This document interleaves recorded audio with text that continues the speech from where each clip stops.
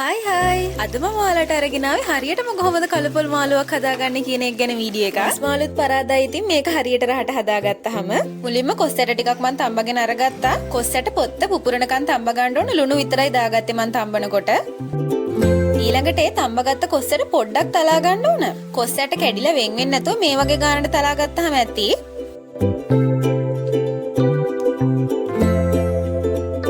කොස්සට පොත්ත අයින් කරන්න එපා. කළුපොල් මාළුව කොස්සට පොත්තත් එක්කමනේ උයාගන්නේ. ඒ විදිහට ඔක්කොම කොස්සට ටික මම තලා ගත්තා.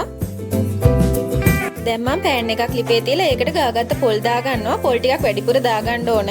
ගොඩක් වෙලාවට කළුපොල් මාළුව රස නැති වෙන්න එක හේතුවක් තමයි පොල් ටික අපිට ගානට බෙද ගන්න බැරි වෙන එක. කළුපොල් මාළුව කිව්වට පොල් ටික කළු වෙනකම්ම බෙද ගන්න නෑ. යන්තම් රන්වන් පාට වෙනකොට ලිපෙන් බා ගන්න ඕන. මේ ගානට බැදුනහම ලිපෙන් අයින් කරගන්න ඕන. මේ ටික හැමෙන් මම ග්‍රයින්ඩර් ජායකට දාගන්නවා.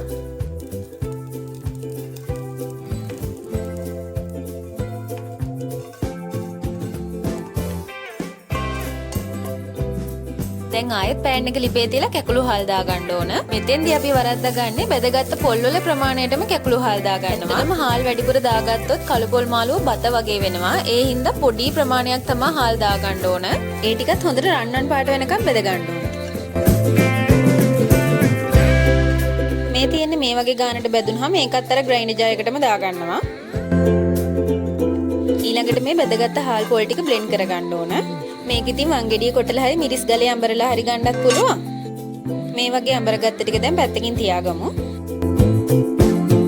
ඊළඟට අර තලාගත්ත කොස් ඇට ටිකට බෙදපු මිරිස් කුඩු තේ හැඳි දෙකක් දාගන්න ඕන. ඇත්තටම මල් ළඟ බෙදපු මිරිස් කුඩු තිබුණේ නැහැ. ඒ හින්දා මම දැන් තමයි මිරිස් කුඩු ටික බෙදගත්තේ. ඊළඟට බෙදපු 3-5 තේ හැඳි එකමාරයි. හකුඩු තේ හැඳි කාලකුයි ගම් මිරිස් කුඩු තේ හැඳි කාලකුයි මේකට දාගන්නවා. ඊළඟට අඹරගත්ත හාල් පොල් ටිකත් මේකට දාගන්න ඕන. ඊළඟට සියඹලා වතුර දාගන්න. මම මේකට සියඹලා 4ක් විතර අරගත්තා. දැන් මේ ටික හොඳට කලවම් කරගන්න ඕන.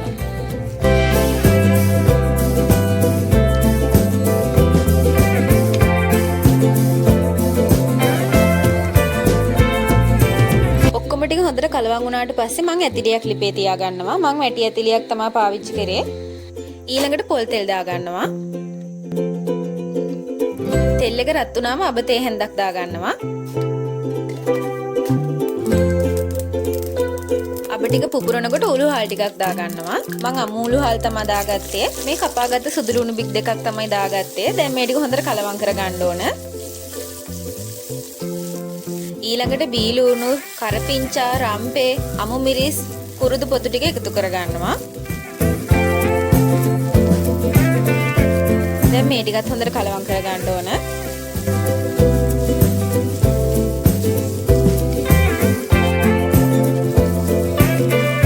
ඒ ටික පොඩ්ඩක් ටෙම්පරා දුනාට පස්සේ මම අර කොස් ඇට ටික එකතු කරගන්නවා.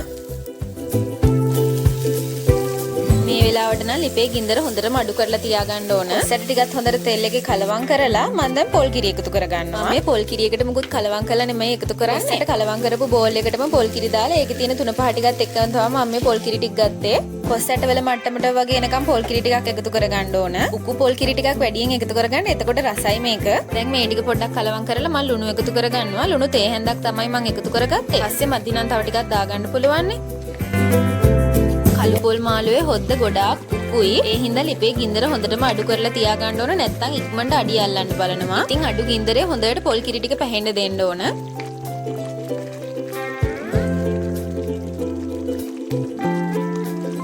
මේ වගේ පොල් කිරි ටික හොඳට පැහෙනකොට මම ලිප ඔෆ් කරගන්නවා.